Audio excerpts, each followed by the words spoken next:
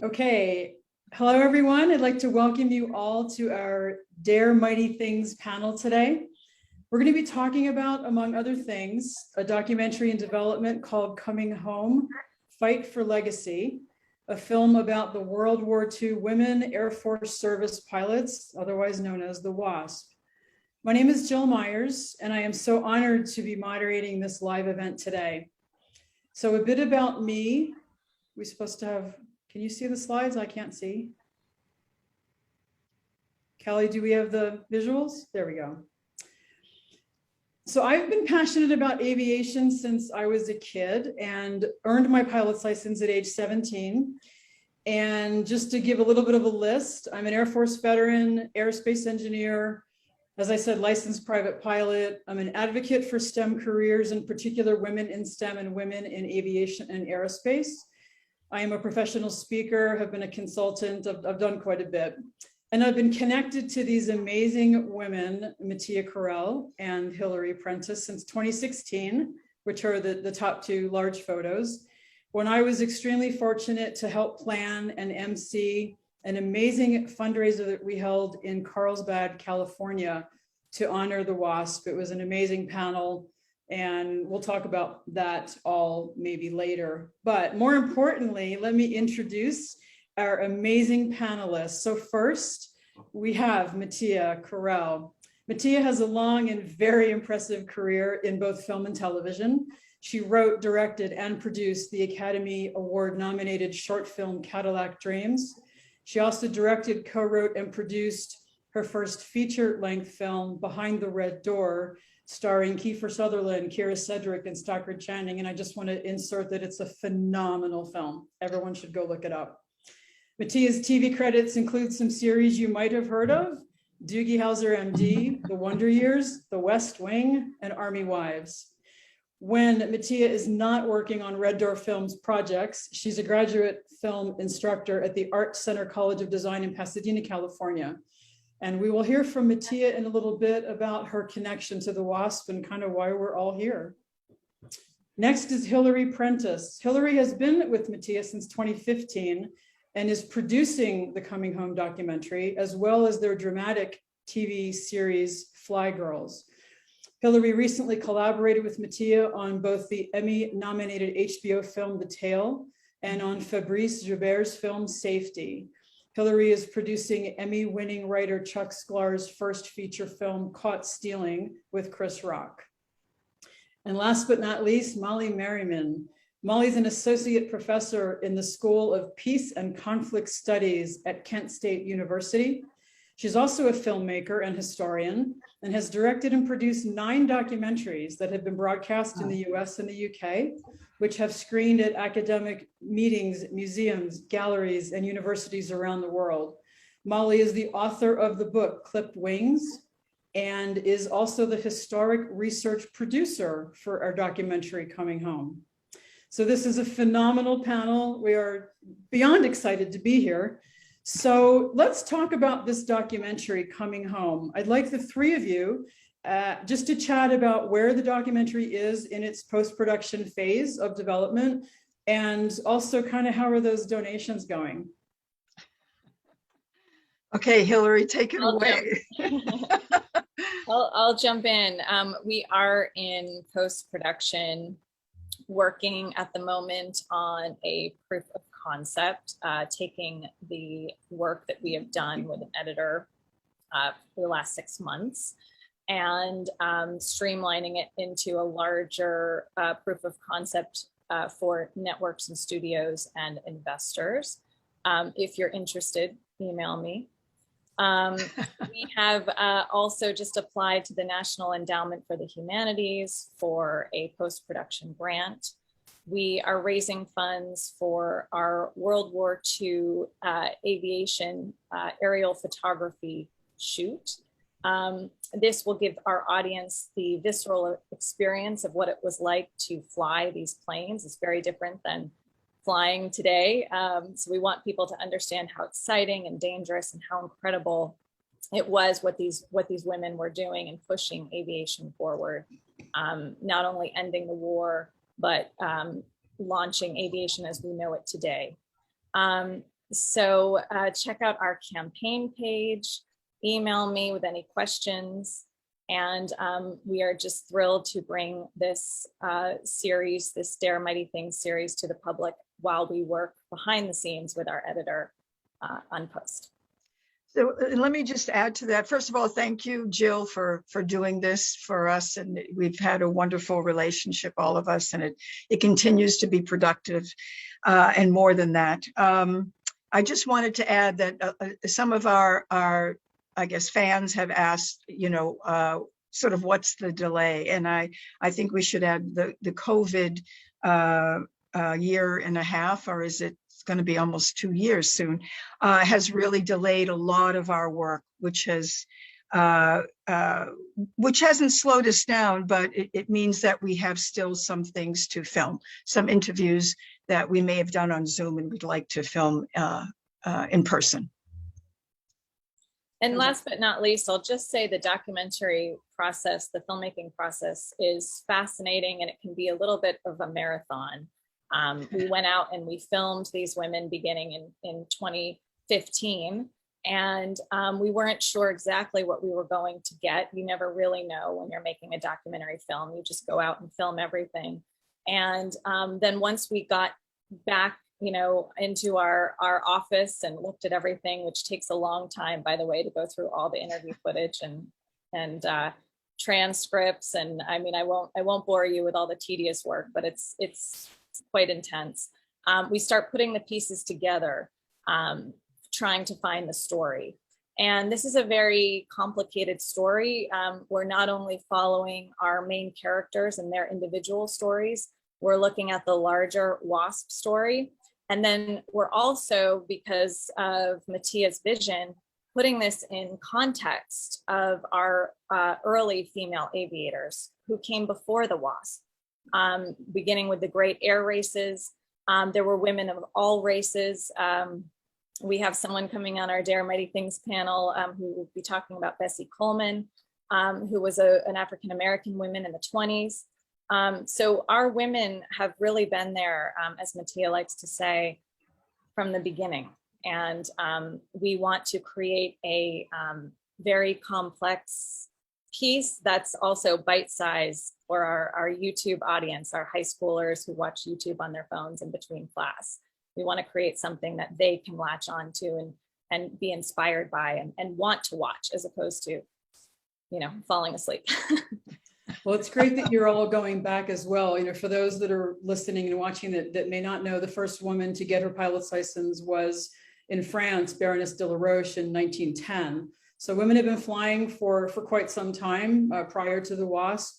But them being the first real military pilots really set the stage for a lot of women to follow. So Mattia, your connection to the WASP is one of my favorite stories on earth.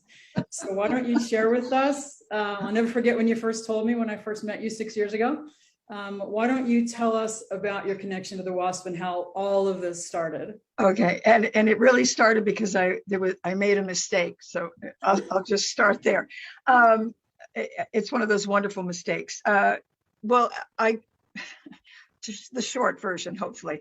After my mother passed, and I was quite young, and we went through her things, which really amounted to like a hat box, right? The hat box with the zipper. And in it, I found 2 photographs. And one of these photographs that you'll see here I was blown away by, because I had no idea what it was. I had no idea who these women were, and I had no idea why my mother was there. Now, my mother, we put a little ink circle around her, because what did we know? We were young. We didn't know it was like Anyway, I was intrigued by this picture because of how these women look, that they look strong, they look confident, and they're in basically, I think, in conductor uniforms, right? They had no uniforms for these women. This was the Massachusetts Women's Defense Corps.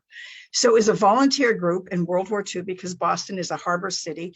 They needed people to to keep track or keep an eye on what was happening offshore, and also plane spotters, of which my mother was one. And if you look at this photograph, you'll see some of them have boots, some of them still have their little high heel shoes, a lot of them still have their lipstick on. And the other point to make is that at this time, you never saw images of groups of women.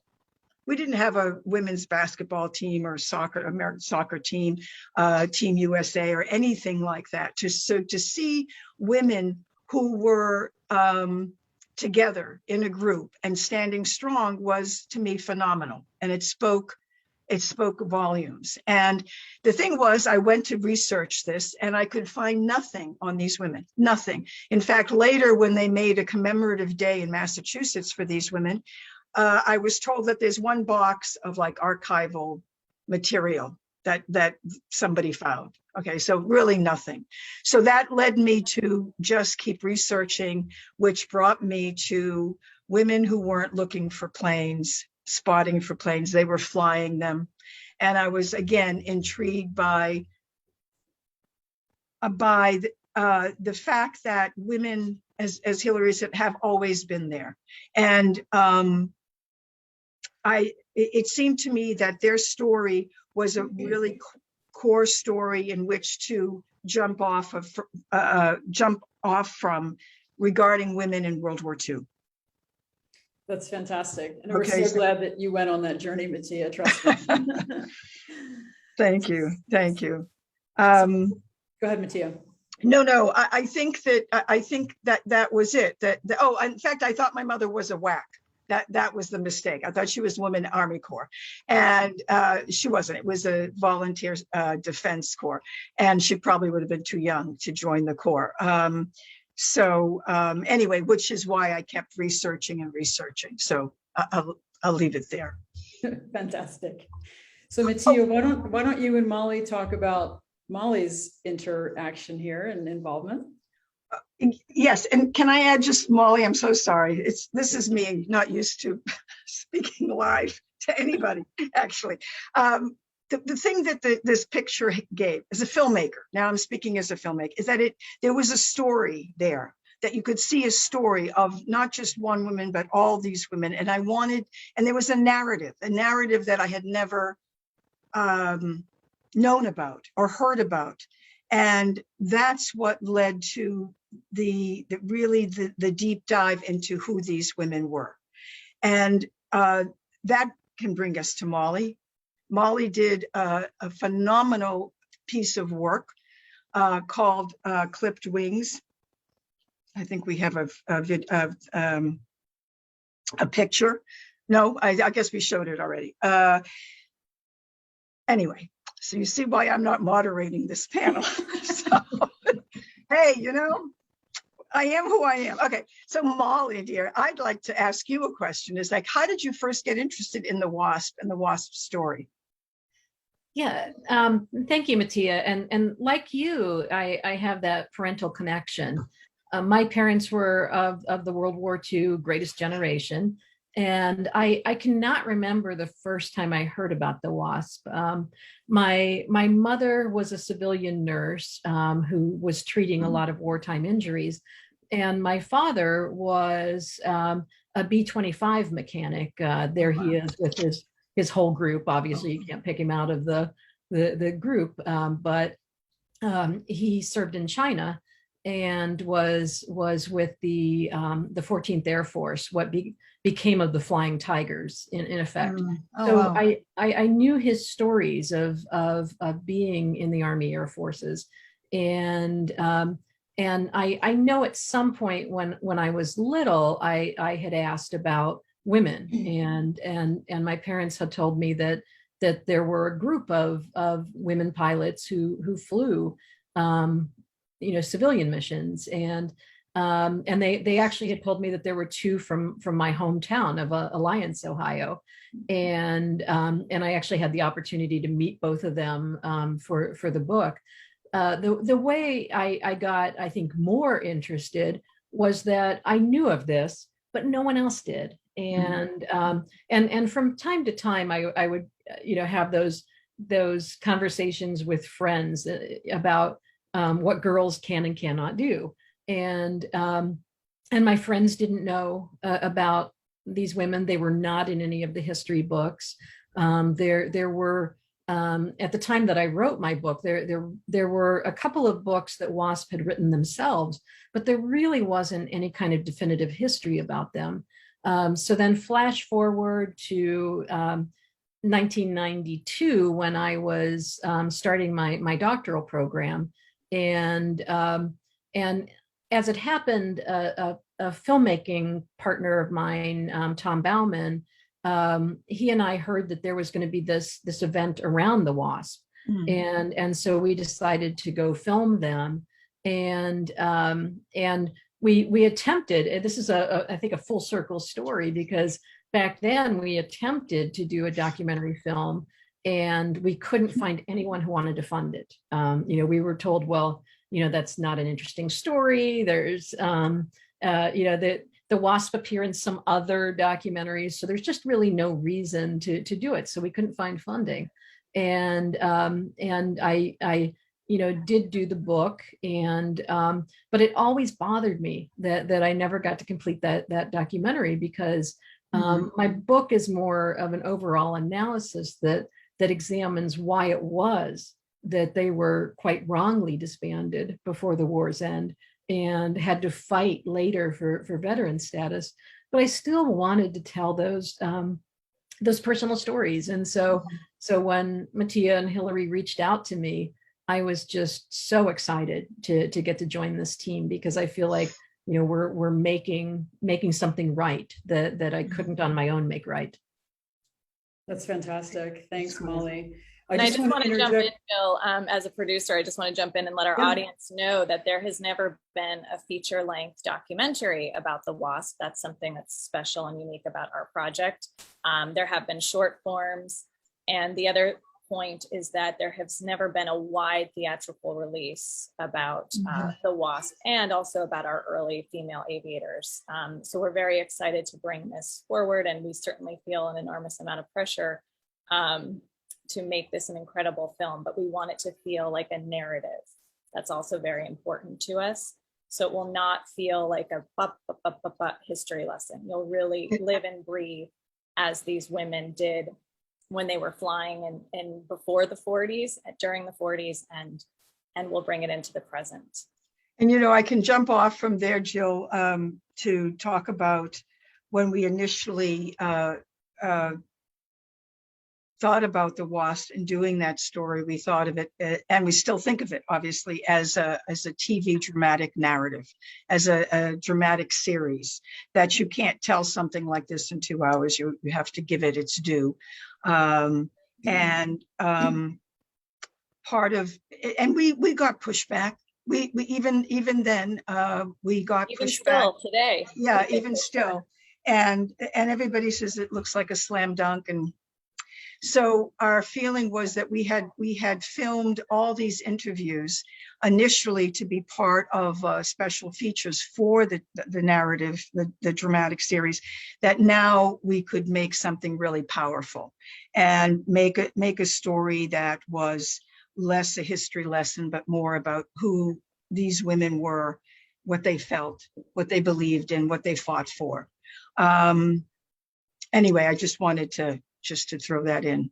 No, that's great, Mattia. And I think, the combination of the documentary and in the future, the miniseries is going to be just incredibly powerful to educate and raise awareness, because, and I don't know if you both remember, but, so many people, even in the community of aviation, don't know about the WASP. And when we held that fundraiser in Carlsbad, I think we sold like 170 tickets, and the place was packed.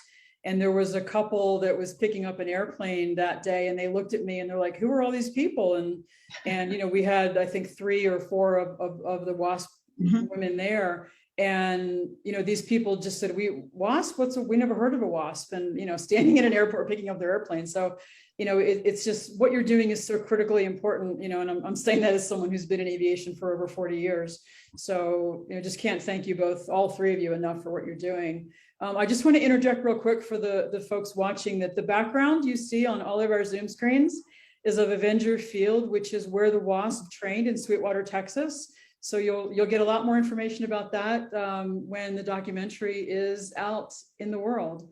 So Hillary, let's talk about your background in producing and how you got into this this enterprise and what your interest is in in producing all of these amazing pieces. Sure. Well, I'll try to also keep it short and sweet. Yeah, I'm watching the clock too, by the way. Because I could go on. But I really do feel like this is a project of a lifetime. And I'm so grateful to Mattia for taking a chance on me and letting me join her and building this movement in a way. It's kind of a movement now at this point. It's a long journey, but I guess, you know, like they say about baseball, Tom Hanks said it in A League of Their Own, you know, baseball's hard. And if it wasn't, everybody would be doing it, which brings me to A League of Their Own and the narrative and how women are portrayed in film. And growing up, I was an athlete. I came up after Title IX. So I definitely reaped the benefit of women's athletics transforming. I had posters of the US Olympic basketball team on my wall. And, but in our team dinners, the nights before games, we watched Hoosiers, movies like Stand By Me. Those were the films that resonated, where they were groups of boys playing. And as girls, we didn't have movies like that. And we didn't even really have TV shows like that. And women have always, unfortunately, been portrayed. I mean, one of our very own WASP in one of her interviews talks about her concern as a 20-year-old going to Avenger Field in Sweetwater, Texas for training, that her feeling was that women were a bunch of cats. And she was worried about being with a group of women. And, you know, unfortunately, that's what we're told and so oftentimes portrayed in TV and film. And I like my friends who are boys. I was definitely a tomboy and played kick the can and all of that with the boys, but I loved my girls. I loved my best friends who were girls. And I'm so thrilled to bring this story to light. The last piece I'll say is I was a history major at Dartmouth College. And when I met Mattia and I found out about this, I was so mad. I was just so mad that I didn't know about these women. And I kind of had this feeling, which maybe young women have today who are younger than me now. Maybe they kind of feel like, well, now women have like evolved, you know, so now women are a certain thing. Now they can be CEOs and now they can be presidents of countries.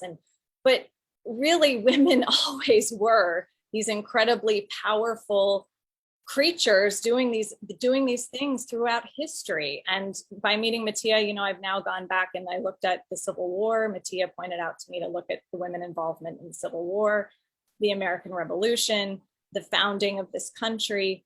Women have always been there, and as well as minorities. And for me, it is so important that we understand our past. I think the better we understand our past, we can be a better society today. And I think what that points to too, Hillary, is that all women have always wanted to contribute to their country. They just have. They just haven't been allowed to. But they have, as they did in World War II and even before in World War I.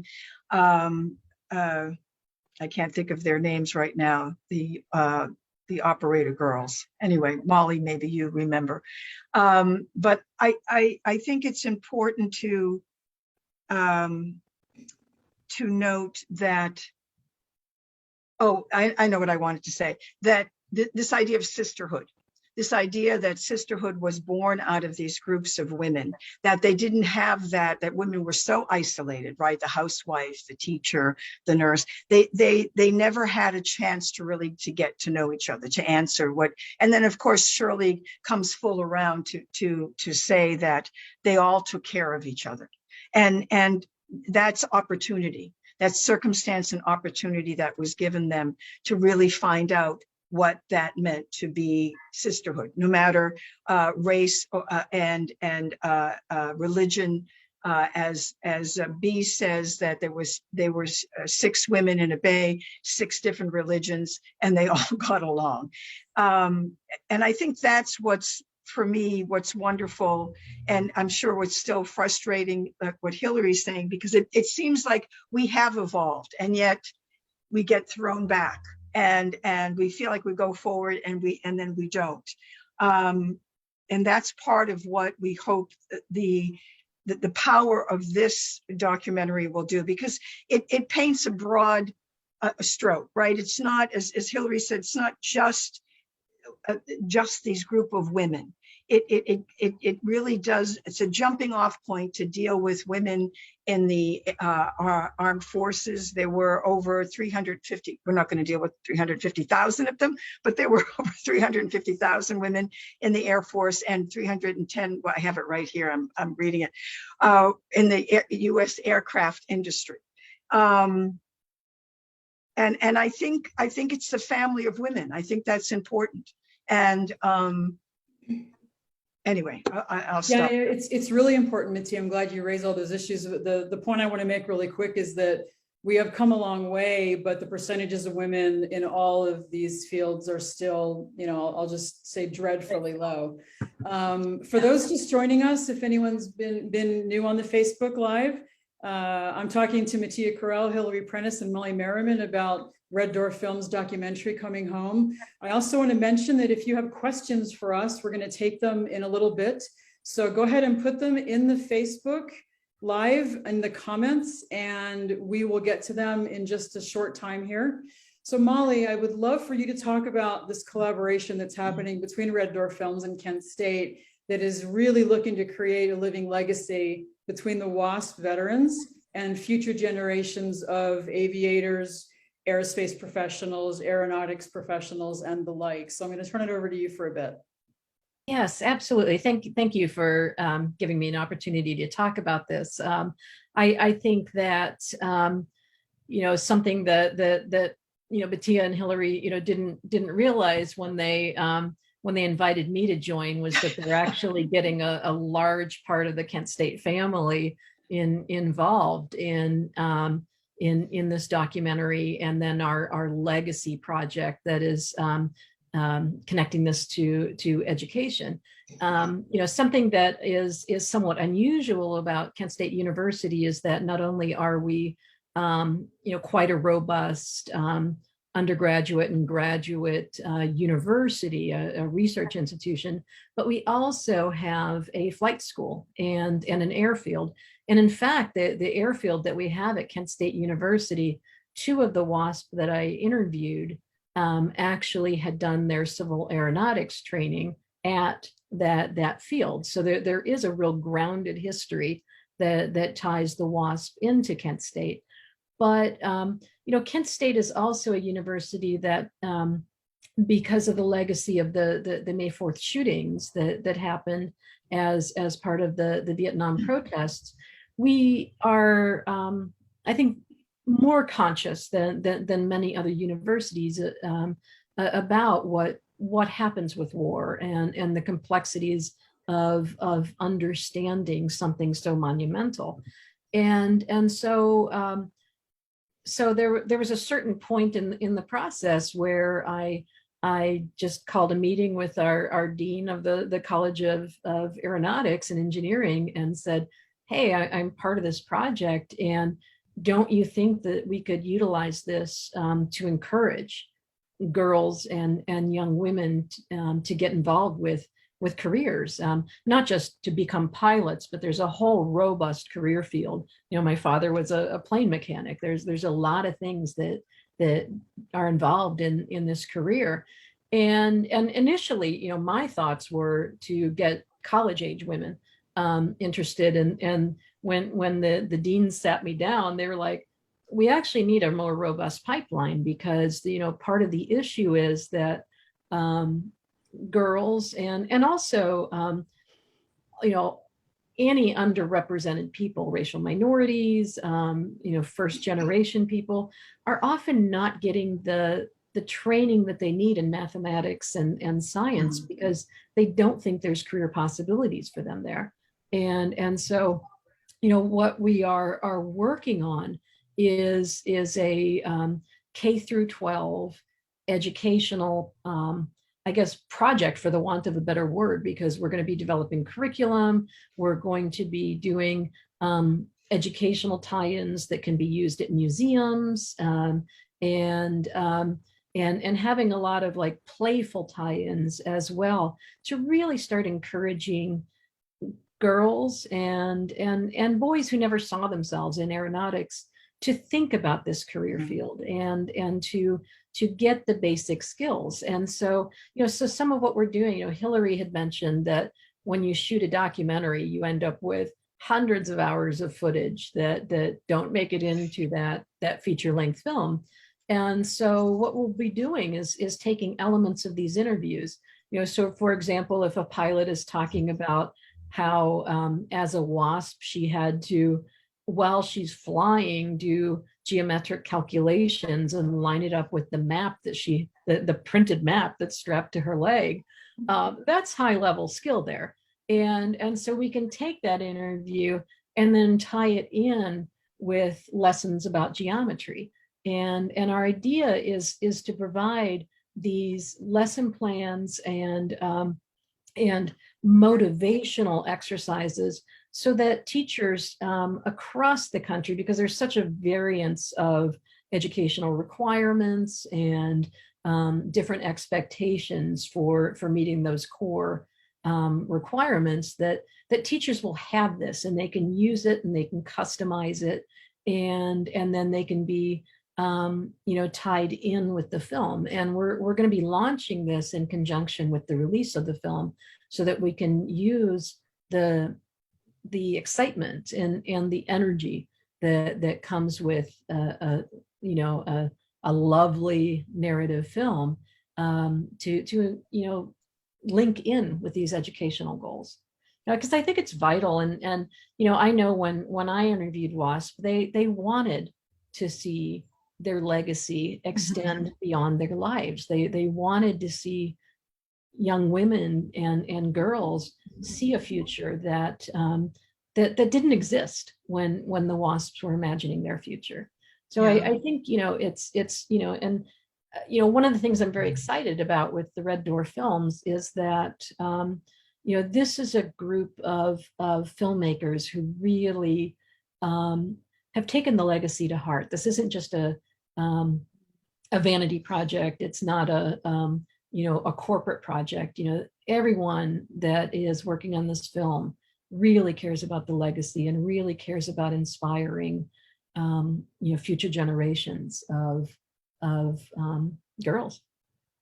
Well, thank you so much, Molly. I personally love what you're doing on the education and all of you bringing that together, because I'm someone who's been mentoring young women, actually women of multiple ages, but I've been mentoring women in aviation for more than 20 years. And I've actually also found that the education piece can be a gap. There's a lot of teachers who don't know at any level of school how to bring aviation into the classroom and how to link what you learn in school with the practicality of flying or being, a traffic controller, or any, again, I could go on and on about all the different fields. So I really, really love what you're doing there, and love that you all have decided to pull these two concepts together.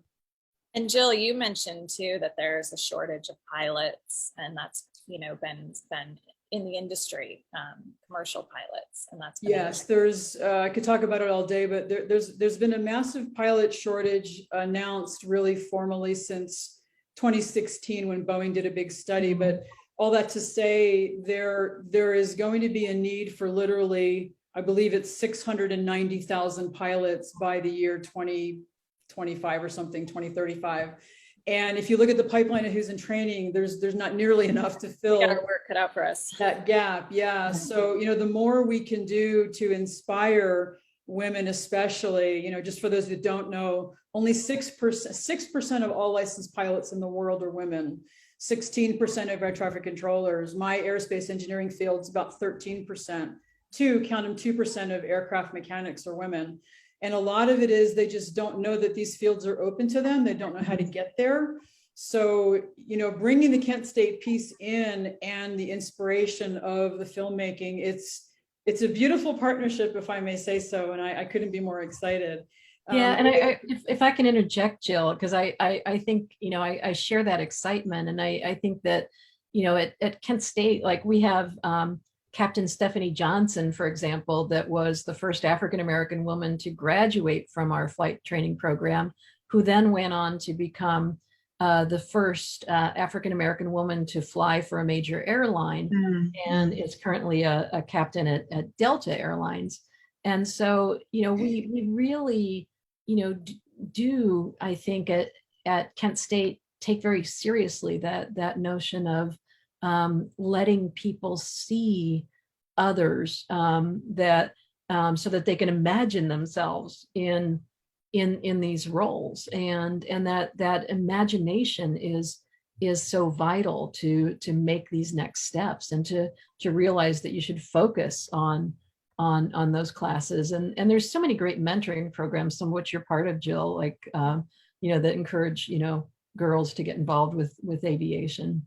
Yeah, definitely. So we do have a comment really quick on Facebook for you, Molly. Hilda writes that her daughter is the same, and asking everyone in aviation at events if they've heard of the WASP, and most people have said they've not.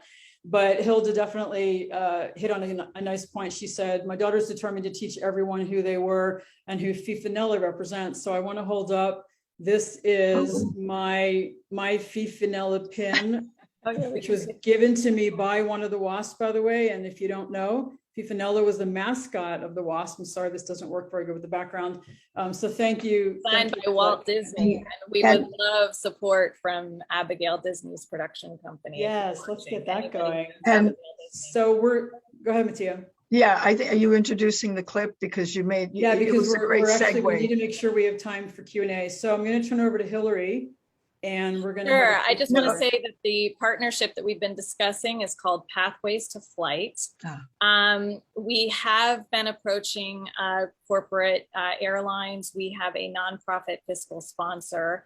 And if you have connections to United, Delta, Boeing, Lockheed, any corporation out there involved in the aviation space or the aerospace, get them in touch with us, share this video with them. This is an incredible opportunity for their companies to be a part of not only a widely released documentary film, but a educational curriculum that will be rolling out across the country. So huge, huge opportunity for everybody involved.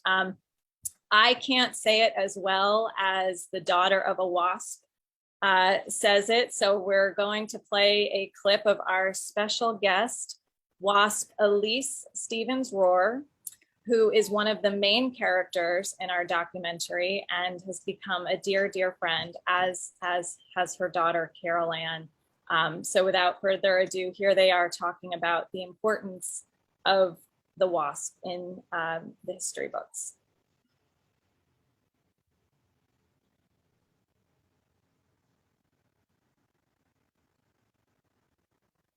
I think about it all the time. She's absolutely an incredible woman. You've always stayed involved with everything. You're very attuned to what's going on. What it did for me was make me apply it to my classroom. I said, if this is not in the history books, it will be in this classroom. And in my many years of teaching, I always had bulletin boards set up with things we had gathered from the convention. Somebody will say, what's that pin for? And I get a chance to go into a spiel on Fifi, designed by Disney to support the women pilots of World War II. Oh, It's true. I have a wonderful daughter. Get a lot of questions going. Then the teachers come and ask questions. And nobody had heard of it before. I know. And they do now. They ask about you all the time. How are you? That was my chance to spread the word. So I've been waiting really patiently for this documentary. I think it's going to be a wonderful thing that can be shared with the world. I appreciate so much. coming home. Your attitude about it, dear. Okay, very nice. Wonderful. Beautiful. So I think we do have some comments and questions. If you three are okay, can we jump to the Q&A Sure. section now? Yeah, Okay. let's do that. So again, please put your comments and questions into Facebook. So Sonia says, Mattia, you make Boston proud.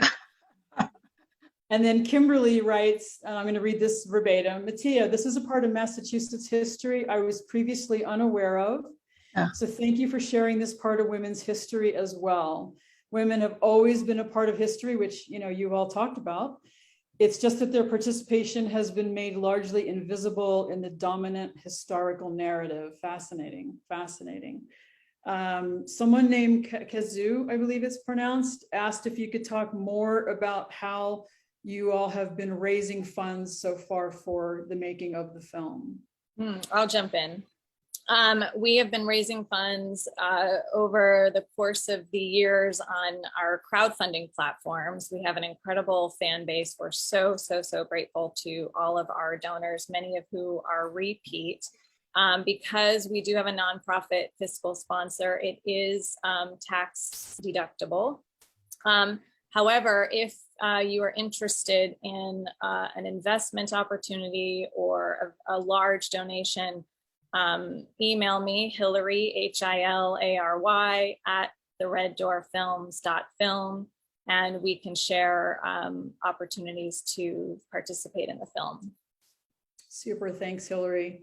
And since we are on Facebook Live, Mattia, can you talk a little bit about social media has gone a little bit nuts with you all. So can you talk about the movement that has really resulted from your social media interactions? I can't, no. We have an extraordinary group of our interns who have been really pushing our social media efforts. And I tell Hillary all the time, the only thing tangible when you're doing a documentary, and if you're on Facebook, is looking at the number of likes. So every day, and it's been growing in leaps and bounds. And as Hillary has said, we have reached over 5 million. Our reach has reached, how do you say that, Hillary? Yeah, over 5 million users in a month. 5 million users. And so it's been very exciting. And I think that what it does is support our efforts in trying to get this film made, because it has been a lifelong process for me. And those who have, like Hillary and Molly and you, of course, Jill, have been dedicating their time and their efforts to making this happen. It encourages us and it gives us that kind of psychological, emotional support to say, we know we're doing something good. I think we know we're doing something great. And I think that this film will be definitive in its approach to World War II, to women who contributed during World War II, and of course, to at the center of that, to our WASP. Definitely. And I would encourage everyone listening and watching to check us out on all of the social media platforms. So Twitter, Instagram, Facebook, and that's all under Fly Girls. And then on LinkedIn, it's under the Red Door Films. So we don't have any more audience Q&A. So I have one more question and then we're going to wrap it up. Mattia, if it's at all possible for maybe all three of you can super quickly comment, what really is the importance of telling this story if it's something you haven't already said and doing it now? Okay, I have to read this because it was so important, because the question is why history matters. Why does their history matter? In doing research and in interviewing people like Beth Bain, Lieutenant Colonel, and others, I was directed to Gerda Lerner, who was a historian, and here I have to move this, okay. And she says it the best way. She says, history shapes our self-definition. It locates us in time and place and helps to give meaning to our lives. History can be the vital thread that holds a nation together. It gives us a personal identity. It legitimizes our culture. So what we're doing with Coming Home and Fight for Legacy is that it will illuminate how history can affirm or deny people's agency, depending on who writes that history, to whom it's taught, and how it's interpreted. And I think that's, to me, why this is so important. Okay, I'll stop there. I want to see the president of the United States be a woman. And I think that the more films and television shows that show women powerful, confident, in charge, capable in the United States, that boys and girls will be able to see women as leaders and the leaders that they are. So, And I think for me, what really comes home in the project is the notion of social change. And for me, one of the most compelling parts of the WASP story is that these women never gave up. And they were not militarized. They were robbed by Congress, and that's another side point that's very interesting is how politics can interfere with legacy and success. So Congress robbed them of what the military had promised them. And the reason that they stepped in the 1970s to fight for their veteran status had more to do with wanting to protect and uphold the generation of women that in the 1970s had been let into the Air Force Academy. And so, and then again, we see the women coming back in the 1990s to fight for the right for women to fly combat missions. And then later on, fought for their fallen sisters to be properly honored in the Arlington National Cemetery. So what you see with the WASP, these are not women by and large who considered themselves feminists with a capital F. These are not women who saw themselves as social activists. These were women who wanted to fight for their country, but they reluctantly became agents of social change because they saw that there were sustained ongoing problems with the discrimination against women.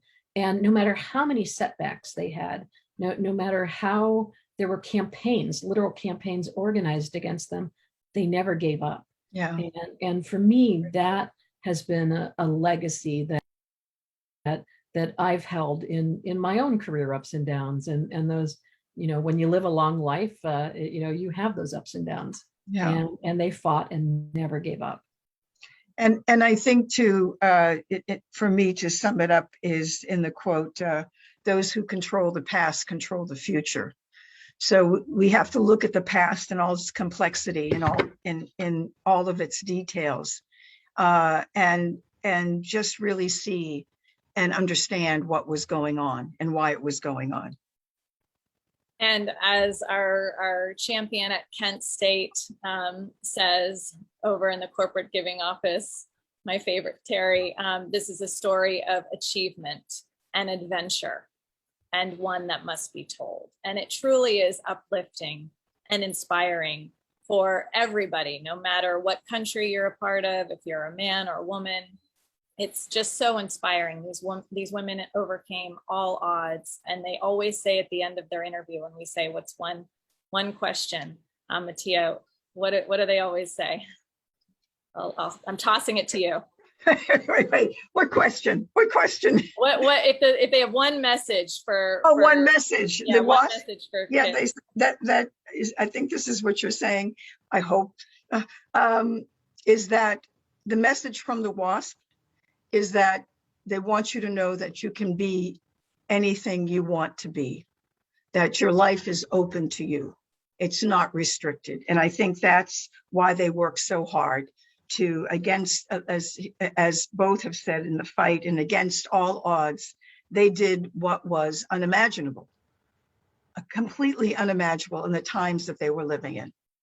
And that's what they would, And Oh, they did sorry. it extremely well. And they, yeah, As a Yes. pilot, let me tell you, they did it extremely well. yeah. So I think that's all we have time for. So first of all, I want to thank everyone who listened and who put in questions today. And special thanks to our amazing women, Hillary, Molly, and Mattia. And for those of you that subscribe to the newsletter, and if you don't, by the way, why don't you and get a hold of us, please? For those of you that subscribe to the newsletter, you already know that this is the first of a series this month. We are going to be interviewing amazing women, one a week throughout the rest of the month. So join us next Tuesday when Mattia and I will be interviewing an incredible force of nature named Carol Hobson. Carol is a really inspiring airline pilot with a super cool story that you'll have to come back next week to hear. And she is the author of a book that just got published. I've read it. It's amazing, called A Pair of Wings. It is a novel based on the life of, as Hillary mentioned, Bessie Coleman. If you don't know who she is, look her up. But more importantly, tune in next week and you'll hear about Bessie from Carol herself. And with that, I'm going to turn it over to Hillary for a closing message. And before can we give a shout out to Callie, our wonderful intern, Callie Weissman in Cole? Go ahead, Hillary. Thank you. Thank you so much, Kelly. We have a wonderful group of interns who support us in everything we do. They take my direction. They take Mattia's direction. They're amazing. Tell them what to do, they do it. We like them. Yes, kind of like in the military. No, the final thing that we want to say is, as always, we are incredibly grateful to all of our servicemen and women, active duty, in the reserves, and our veterans. We are especially thinking of those who have lost family members in Afghanistan recently. And obviously our thoughts and prayers can't ease your pain or suffering, but we are thinking of you, and maybe that helps a little bit. And we have a message to you and to everyone from WASP, Elise Stevens-Rohr. And now it's left to me to say goodbye on behalf of all those who have gone before us. Blue skies, good luck, and happy landings.